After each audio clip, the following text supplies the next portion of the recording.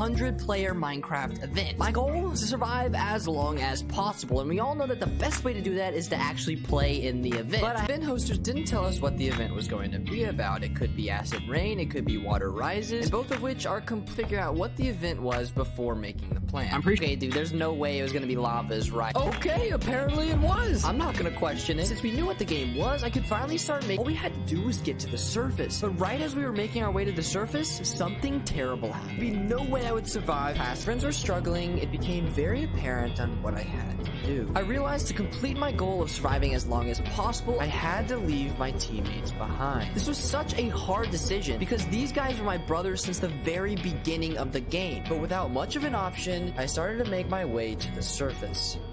I literally got struck with instant karma as soon as I exited. The grace period was gonna end sometime between now. Dude, there's like 5 people next to me.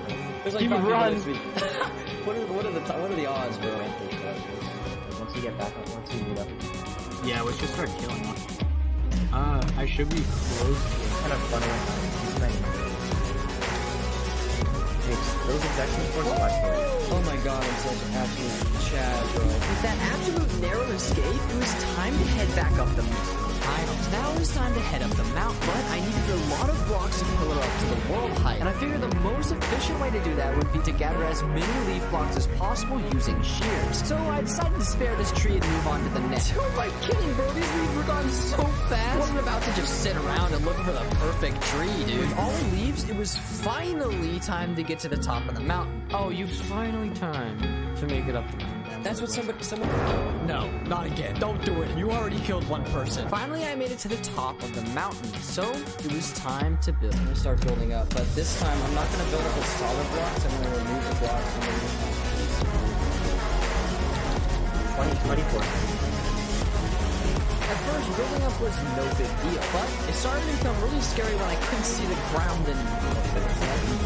If I misplaced a single block, I would fall to my death, making everything I've done up until this point for absolutely nothing. But as I placed my final block, I looked at the world one last time before encapsulating myself.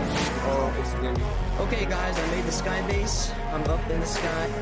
While I was watching the movie, I couldn't help to think, what if I made it to the top 10? It turns out I wouldn't be too far off. People were dying. People were struggling to survive while I was just chilling out in the box watching. Even though people didn't believe in me, it was still working. The people who were alive still had no idea that I was AFK. But I started to gain a notorious reputation. I started to become the favorite player in the event. But that title was not going to save me from what would happen next. Borders were closing in. With a few more blocks, I would be outside of the world border, meaning I would take massive damage. On top of that, the lava was only 2 blocks underneath my AFK spot. With only a few more layers, I would be completely covered in lava, just waiting for our deaths. And after some time, the wither effect did not happen, and the world border had just stopped. So out of curiosity, I looked up at the leaderboard once again, top 95 percentile of the entire event. This was it, the finale. And it looks like I'm about to win. Most people agree that I was the true winner of the Minecraft event that day. But in the end, I realized that having fun with your friends was way more important than completing a